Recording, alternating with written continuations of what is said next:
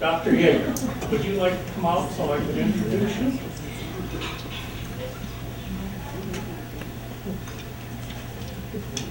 Gates. Die Gates, mein Herr.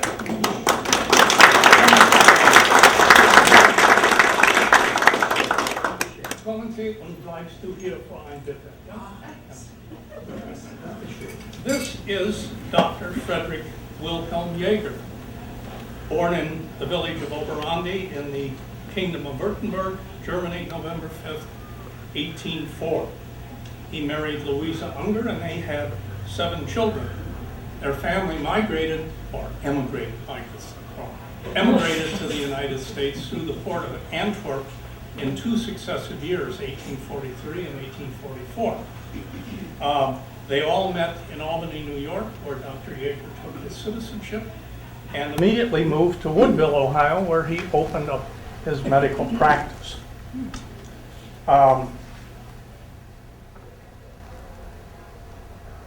Dr. Jaeger had some sons and daughters that did him proud, I'm sure. The one son, Dr. Frederick Jr., excuse me. Yes. Attended and graduated from Western Reserve Medical College and served as a surgeon in the Union Army, and then went into practice and did his internship with his father in Woodville. Another son, Godfrey, was a publisher. In 1880, he published a history of Ottawa County, Ohio, and also published the Herald newspaper in Fremont. 2 of the sons went to Wisconsin to resettle there, and Dr. Jaeger went there also to visit them, but then returned to Elmore and opened a pharmacy in Elmore in 1868. And This man is speaking here. Herr Moon, you are speaking of the future.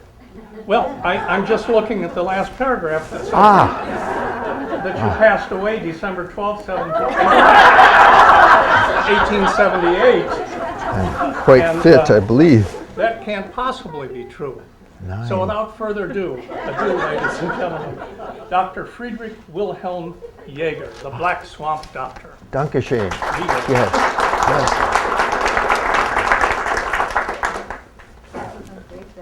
So many here today. Do you all speak German? Yeah. You do? I hear some do, some don't. Perhaps I should speak to you in English, yes? Yeah. Yes. As Herr Moon has said, I have come from Germany because there in Germany is an evil ruler, a count, who has said to me he would take me into the army to make me a soldier. And I tell my wife Louisa what I am is a physician, not a soldier. And so what I try to do is cure people, not to shoot them. So I tell my wife Louisa that it is time that we come to America. So I leave with my sons Godfrey, Gustavus, and Frederick, and I leave my son Ernst there with my wife Louisa, and my daughters Caroline, Louise, Marguerite, and Wilhelmina. How many children is that? Let me see. Godfrey, Gustavus, Frederick, Ernst, Wilhelmina, Caroline, Louise, and Marguerite. I believe that is 7. Yes. 7. Yeah. So I come to America through Antwerp, and we come across the ocean to New York, and then up the Hudson River to Albany. Do you know Albany and the Hudson? Mm-hmm. And there I remain for 1 year, and I begin to correspond with the people here in Northwest Ohio. And many of them are from Germany, and they have said to me, Dr. Jaeger, perhaps you would come and be our physician. So I make my decision. And 1 year later, Louisa arrives with my daughters and my son Ernst, and we are quite happy to see one another. She says to me, Frederick, you are fit? And I say, yes, I'm quite well. Instead of what you have said about but I'm still feeling quite fit. And I say, Louisa, you are well? And she says, yes, and the daughters are quite well. And she says to me, Frederick, where are we going to live? This is a good question, do you think not? Yes. And I tell my dear wife Louisa that we are going to live now in a swamp. In a swamp, she says, you bring me halfway around the world to tell me this? But have you seen the tall trees here in the swamp? They remind me a bit of the Schwarzwald in Germany, the Black Forest. And so we proceed then on the Erie Canal, which goes from Albany to Buffalo. How many here have ridden on these canal boats? Anyone here? You've been on the boats, yes? Who else? Anyone else you've ridden on? Do you know I have learned two things in riding on these boats? First, you must sit on top of the boat, because if you spend time in the boat, there are two mules which are kept in the front cabin, and the smell is more than one can bear. And also, when you sit on top of the boat, you must sit and watch where you are going. For if you sit and see where you have been, a low bridge could come along and knock you off the boat. While we were going across Upper New York, my wife Louisa begins to converse with the canal boat captain. And he says, "Dear woman, where are you going to live?" And she tells him, "We are going to live in Northwest Ohio in the swamp." And he looks at her, and his face changes, and he says, "Dear woman, do you know that they have mosquitoes there as large as birds?" She says, "No." He says, "Yes, there's a story of a man one night who was making his campfire beside the edge of the swamp, and it was in the summertime, and as he was making his campfire, he begins to hear a sound. Can you make this sound? Louder, louder. Suddenly this man was enveloped with these mosquitoes, and they begin to drill through with their bills into his pot that he puts on his head. So many are there that they carry the pot off his head. He was last seen running westward, never to return." And my dear wife Louisa comes back to the cabin and she says, "Frederick, where are you taking your family? They have mosquitoes there as large as birds." I say, "Louisa, this is what we call in German a tall tale, so be not afraid." So we go from Albany to Buffalo, and then Buffalo to Cleveland, where we consign 2 wagons for chests of drawers and my medical supplies here. And we begin to travel across through Oberlin, and we go to Lower Sandusky on the Sandusky River. And there we cross and come up a long hill, and there at the top, from horizon to horizon, is the swamp. And do you know there's one road through the swamp, directly from Lower Sandusky to Perrysburg. And it is the worst road in the country. Anyone here traveled on that road, that swamp road? Perhaps I should tell you a story. There's a traveler who is riding his horse down the swamp road, and there's mud everywhere, and the horse tries to make his way, stepping gingerly across not to break an ankle. And suddenly the horse rider looks down and he sees a hat in the middle of the trail. So he stops his horse, and he dismounts from the horse, and he begins to step gingerly across in the mud, and he reaches down to pick up the hat. And do you know what he has found under the hat? A head, yes. Yes, he has found a head. And he says, the head turns to him and says, "Kind sir, pass me a rope, for I'm sitting here in the mud upon a fine horse." That is also a tall tale. You may laugh now. So then we traveled from Lower Sandusky. We were traveling then to Perrysburg. And what has happened that we go along with our wagons, and the mud begins to fill up the wheels in the wagons, so that they begin to look like great wheels of cheese. So I must divert the wagons into an inn, and I put my family up for the night, and I cleaned the mud off these wheels. And the next morning I have attached the team, and we are on our way. However, we can only make 1/4 mile before the wheels again fill with mud. Do you know there are innkeepers along the swamp road who divert the water from the streams in to make a mud hole along the way? So if you are an unsuspecting traveler with your family in a wagon, you would become stuck. And then they send out the large oxen to draw you out of this mud hole for a fee. Are there any here who are innkeepers? If so, I wish to speak of you of this matter. So finally we arrived at the Carrying River. It is the same river here. I believe you know it as the Portage River, but we call it the Carrying River, for you would carry your boat more than you would ride in it. It is quite flat in the swamp. So we arrive there and go in, and I stop and I look, and there is a dry goods store, Powers Dry Goods Store. And I look at the man. He is English, and he looks at me and says, "Wie geht's?" I don't know why he thinks I am German, but he does, and we are speaking back and forth German. I say, "Wie geht's mit Ihnen?" And so he says to me, "Perhaps you should stay here in Woodville and open up your medical practice." So that is what I have done. Is there now we are settled, Louisa and the children, and each spring and fall what I do is to make a circuit ride around the swamp. And now I have come to here to Port Clinton, yes, to obtain a few leeches. However, my patients do not like these leeches, but I am also coming for a bit of quinine, which we use to treat the ague. So, has anyone here had ague yet this year? Raise your hands. Have you had ague? Perhaps I should describe the symptoms to you. First, you might be working out in your field with your animals, and suddenly something is not right, and you begin to shudder and shake. So you go up to the nearest tree so that you do not fall down, and you hold on, and then comes the fever. We call this the Kopfschmerz, and you are out of your head with fever and ache. And then comes the sweats as the fever breaks. And this perhaps repeats every 2 or 3 days. And you can do no work. So what we have for this is quinine. But I must make you aware, have you noticed in the morning, in the evening, have you seen the vapors, the fog which comes up this time of year and also in the fog? Yes. Do you know what this is? It is miasma. Miasma vapor, which is coming from the decomposing vegetation and matter in the swamp.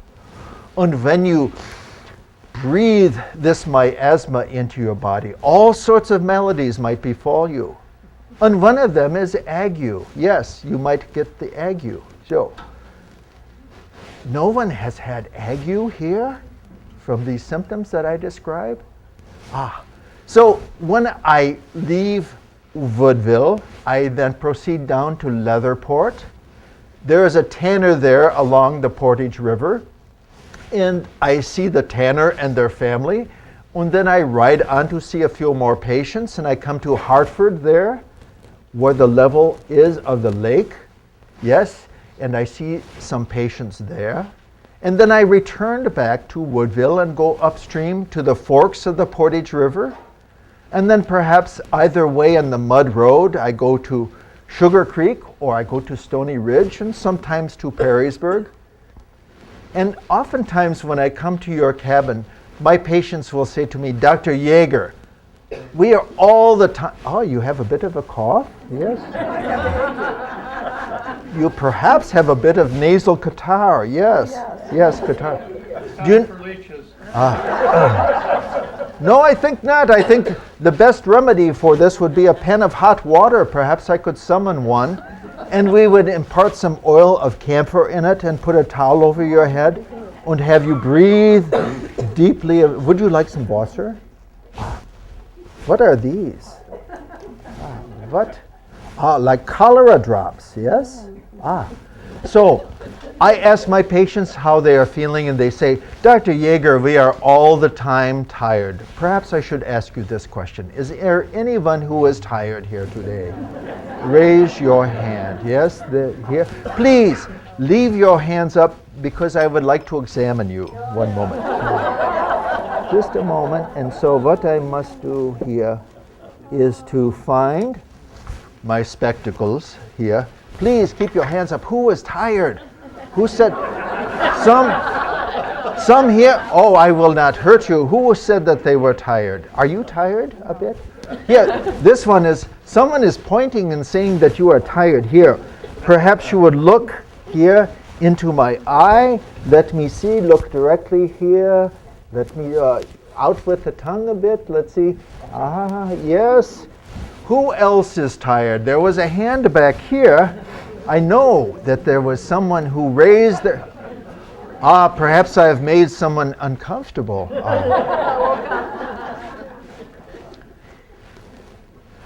Who is tired? There's no one here who is tired. Are you a bit tired? Here, look here into my eye. Here, and let's see, yes. The smile makes me think that you are not tired. However, are there others here? Who else is tired? Anyone? Yes. Let me see. I am going to work my way through here. You are tired? Oh, I am sorry, but let me see here. Look here directly into the eyes, yes, and look a bit that way and that way. Raise the head a bit. Let's see. Good. So often when my patients say to me, Dr. Jaeger, we are all the time tired. What is that? Purse, yes. I think that what you have been doing is breathing the miasma vapor, yes. And now, so what has happened is that your blood is too thick. So what I would do is to go to my bag and find a good razor. And I might open your vein to allow you to bleed the poison out from your body. Now, who said that they were tired? It seems that when the treatment is suggested, the cure comes quickly, yes. However, I have looked into your eyes and I have seen a bit of a twinkle, so I think that you have told me a tall tale. So, now, many of my patients, what I do is to come to see them, and if they are a bit uneasy, uncomfortable, and all the time worried, I might give them a bit of laudanum. Do you know laudanum? Laudanum is opium and alcohol mixed together. And there have been occasions, even when I have treated animals with laudanum. My friend Charles, who has the dry goods store, has said to me, Frederick, come quickly. His favorite horse is quite ill, and it is laying down in its stall, not moving, and this is not a good sign for a horse. So I take my bag across there, the road there in Woodville, and I go in through the front of the store and past all the storage area and through the summer kitchen and back into the stable, and I see his favorite horse laying on his side, breathing heavily. So what I do is to go and get some laudanum, and I mix up a triple dose of laudanum and I place it in the horse's mouth and I stroke his throat and he begins to swallow. And then he shudders and shakes and pushes up on his hoofs. And do you know that horse today is still standing serving his master? However, I must return once a week to give him a bit of laudanum. I do not know why. So, other things that we have, when I come in to visit you in your cabin, and I come to see you, what we do is to vaccinate for smallpox, and smallpox is a terrible disease. There's another one which is terrible. Do you know it? It is cholera. And so we do not know what causes cholera, but we do have cholera drops, which we can do to give to you to ward off some of the symptoms. But most often, if you have cholera in the morning, you and your family could be dead by night. So you must be quite careful of strangers. So we do not know how it is spread. However, there is some medicine which I use oftentimes, and this is a small mortar and pestle which I use to grind some medicine here. I might add a bit of Wasser or water to this and have it placed in your mouth, and then you would swallow. And if you are a bit reluctant to swallow, I would have this which I could place in your tongue to pull your tongue out in a way to ensure that you would swallow. So we also have what happens to the body when you breathe miasma. The poison begins to settle in your body. So the physician must remove it one way or the other.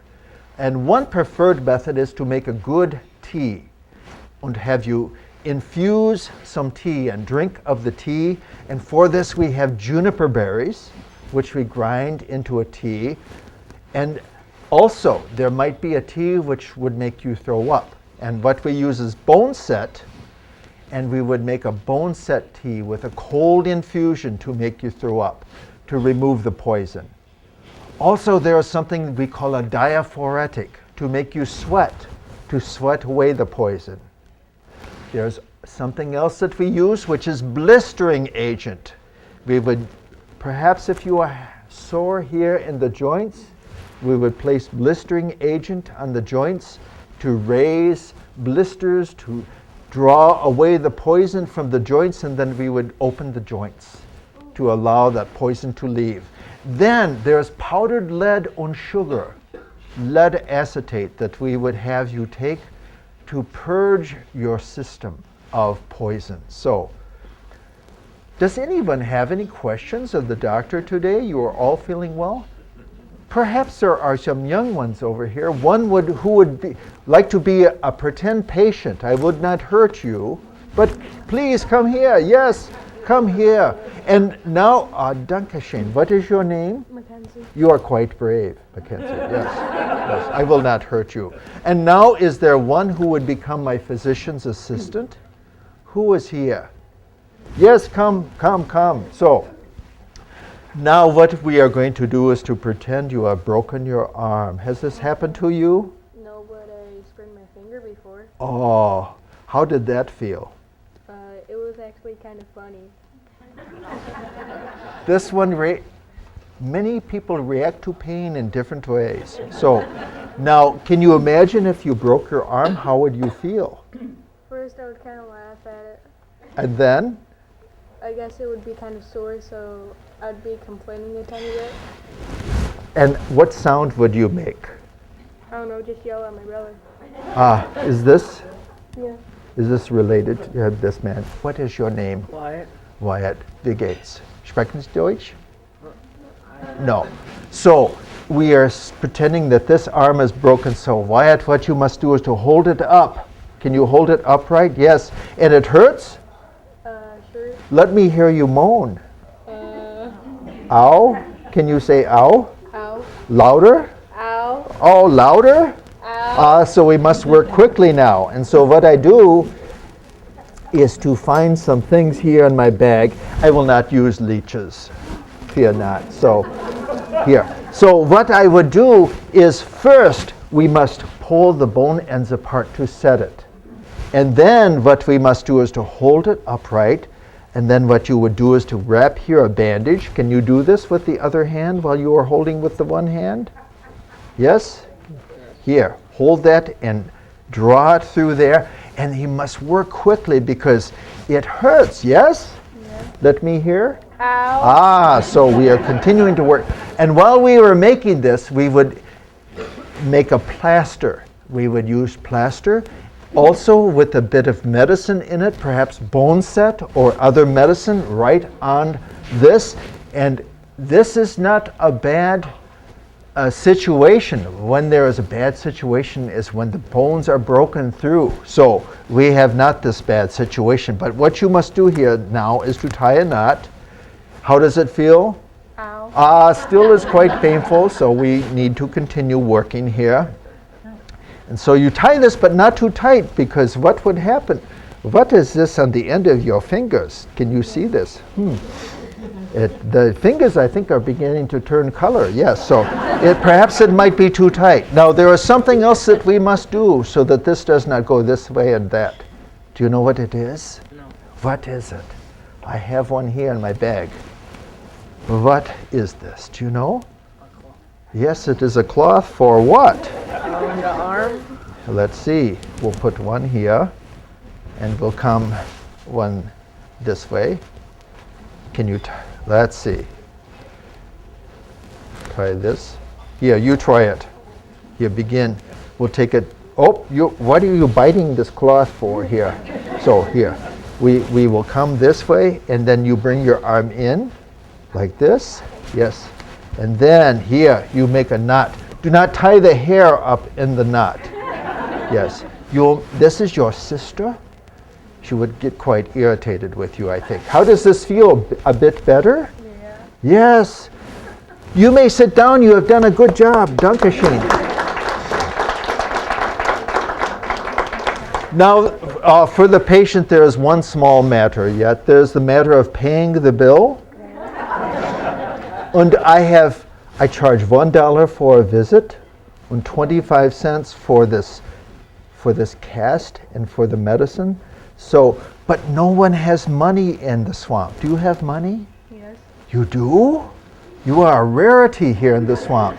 No one has money. So, do you have perhaps a chicken that you would like to give me for my... I don't have a chicken. You don't have a chicken. What do you have that you would like to trade for the services? My brother. Your brother. Yes. Louisa has said that she is tired now all the time with the patients in the office. Perhaps, young man, you would come to Woodville and be my assistant. So, yes. Well, you have done quite well. I will shake the sore arm. Dankeschön. Give her applause. You may sit down now. So. No one has money here in the swamp, so oftentimes they would give me some vegetables from the garden, or perhaps a chicken. Louisa, my wife, has told me, Frederick, bring home no more chickens. They are now running in and outside the house. So we also I will take lumber, perhaps, or other things that I could trade with Powers at the dry goods store. And what he would give me is bandages and toweling that I could use for my patients. And so very little money here is traded. So now you see this bottle here. When I stop at the pharmacy here in Port Clinton, perhaps I will get some of this. It is shaped a bit like a fish. Do you know what it is? Normally what it contains is cod liver oil. And so I have a recommendation for you this night, that when you go home, that you would take 2 large spoonfuls of cod liver oil before you retire. It will help to thin your blood. And then we would not have to come in to visit you to thin your blood, or perhaps give you a physic. Or my patients do not like these leeches. They say, Dr. Jaeger, we do not like the razor, but they like the leeches less. But I'm going to try it this year to see perhaps if they would be tolerant of them. So, does anyone have any questions of the doctor this day? Everyone is well? Yes, what is your question? How many people were living here that you took care of? Oh, I have records of 800 patients. However, I would regularly see 20 to 40 patients during the springtime circuit ride through the swamp. Spring and fall is when I travel through the swamp. And I remained there in Woodville, and then if I am summoned to their cabin, I would ride my horse there to see them if they are injured. Now, what I do is I also attend childbirths. This is $5 to do this, but normally this is done by a midwife. And then if they need the physician, they would call me. But normally I do not deliver that many babies. But so. I always heard that the swamp was impassable. It is at times. Yes. Do you know, when I travel out, sometimes I will go out with a horse and wagon, and then I have to detach the horse from the wagon and ride the horse. And then sometimes I have to get off the horse to walk through. And I have learned something. When you walk across these logs, do not hold on to these vines that are growing along the side of the trail, because I returned one night at my house and I find that my hands are beginning to swell and itch. And I say to my friend Charles, he says, do you know poison ivy, Frederick? And I say, we have this not in Germany. But there is something that we can use for this. It is calomel. It has lotion with mercury compound that I would spread on this, and it would help to take away the itching. So, any other questions of that? Yes. You mentioned laudanum and quinine. Yes. You talked about something called boneset. Is that an herb? Or Boneset is a plant which grows here in the swamp. It is a member of a family called Eupatorium, and it grows here with the leaf and the stem growing up through the middle. It has a white flower, and what you would do is to take the leaves of the boneset and place them in a pot of hot water. If you would want to make the patient. It is quite useful for the treatment of the ague or to make a cold infusion if you want the patient to throw up, to remove the poison from the system. So, I was wondering what other medicinal compounds you use. there are many. Then there are abscesses, and many times I would have to open abscesses. And then oftentimes with these abscesses, I have to return again and again to open these abscesses. And I use something called Footstick, which is a dye, which has tannin in it, and it helps to draw out a bit of the poison that causes the abscesses. So there are many, many things that we use. So, yes?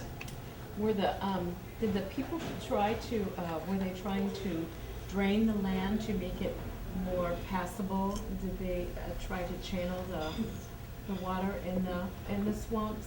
They are cutting down trees everywhere, and what they do is to dig away, and they pile up the mud, and then they cut down the trees and they place them side by side, and they make the corduroy roads. And when the wagons come in, then they bring in a sawmill with a blade, and this blade will cut the logs into planks, flat planks that they can lay over the corduroy roads to make it surface so that the horse does not break its leg. So this is what happens, but they are now clearing the swamp, yes, beginning to clear. So, yes?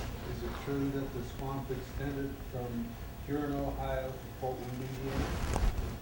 Huron, Ohio to Fort Wayne, Indiana. It is possible, yes, quite possible. Yeah, what happens with the tall trees, very little light gets down to the surface. However, at Bowling Green, the swamp opens up into grasses and prairie. Yes, it is wide open there. However, in the springtime, it is still difficult to travel because of the water. So, other questions? Yes? Do you do any surgery, like for an appendix or? No, if there is surgery needed, I would have to send them to the hospital in Toledo, or there is a small place in Fremont where they would go. Yes, yes. I see that yes. How often did you have foodborne illnesses? What is this? Foodborne illnesses. Foodborne illnesses. You mean bad food? Yes, to Like make. refrigeration? Which, yes, what do you mean refrigeration? Do you know what this? Some have built ice houses where they put the boards, they put the sawdust between the boards, and they go out and saw the blocks of ice and haul them into the house, into the ice house, and cover them with sawdust. Yes, I do not know. Many people, when they are sick, they say that they have eaten something, and when you smell, you know they should not be eating this. So oftentimes, yes, this does happen. So I see that the hour's a bit late, and I should perhaps begin to check on the arrival of these leeches, yes, and also the quinine, which is quite useful for treating the ague. And so I should make haste and wish you good health and good happiness, and perhaps teach you a bit of German. Can you say Auf Wiedersehen? Auf Wiedersehen. Auf Wiedersehen, and good health, and goodbye to you all. Auf Wiedersehen. Herr Moon? Yes. Die Gates, die vielen Dank von alle in der Ottawa Historische Gemeinschaft. Gute Reise, gute Fahrt, gute Heimfahrt. Danke schön. Ja. Auf Wiedersehen.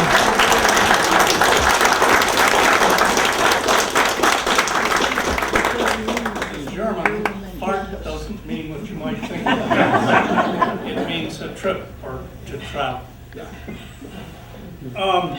I just want to bring up a couple things. Nancy, did you have an announcement you'd like to make? The 8th of April, it's a Thursday, the museum and the society are taking old photographs, anything pre-1960 perhaps or 50. If you've got family albums, there are treasures in there. We use them for our oral history collections, and the museum uses them for their collection, which they very nicely share. So, and we scan them. What we do, you make an appointment with me if you can remember my number, it's 797-2244. It's easy to remember.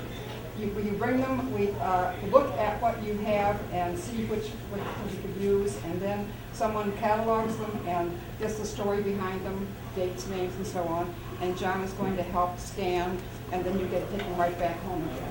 So there's no keeping them or anything like that. We really would love to have them as treasures in your old family albums. So that's the 8th of April, and you call me for an appointment at that time. Right, our general membership meeting will be November 14th at the Catawba Island Club.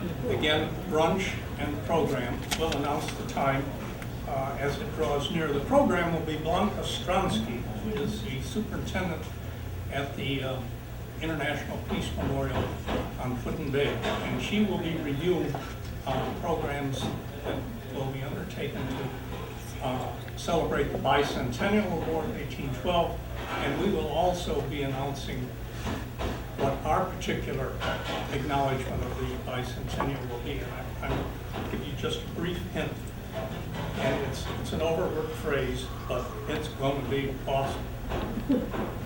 So, thank you very much. Do you have any, you slipped out of your German accent. Yes, I have. Just briefly for a moment. This is John Jaeger. Yes, I Did come back, and just a few disclaimers. Don't take any of that stuff that I told you to take. Especially powdered lead and sugar. It could give you lead poisoning. You could get mercury poisoning from calamine lotion, from the early calamine lotion. They didn't realize that, but everything that came down the pike, from ether to all the different medicines, they tried internally at some points and realized they used to use small tablespoons of ether for sore throats. I can imagine it probably worked, but you could have been seriously poisoned also by it. So my wife Faye is here with me today. She's from Trowbridge and from Ottawa County, and her dad ran a hardware grocery gas station in Trowbridge, and my family ran a hardware store in Elmore, which operated from 1870 to 1980.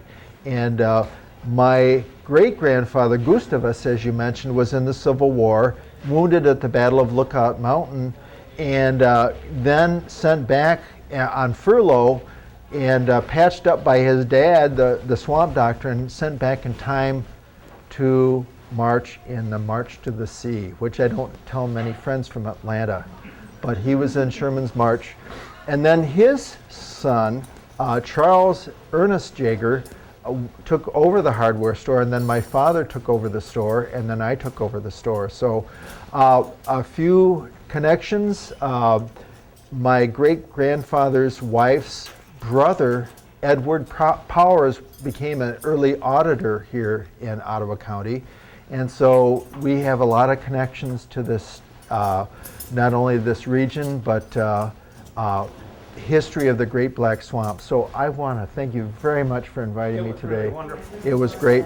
And if any of you have any questions after, you can come up and ask me, but I don't give any medical advice. But One word, one bit of advice: be careful in the swamp. watch out for those mosquitoes as large as birds. So, thank you. Paul. That was outstanding. Thank you. Yeah. Thank you. Nice Really fun. group of. It was fun. Yeah. Thank you.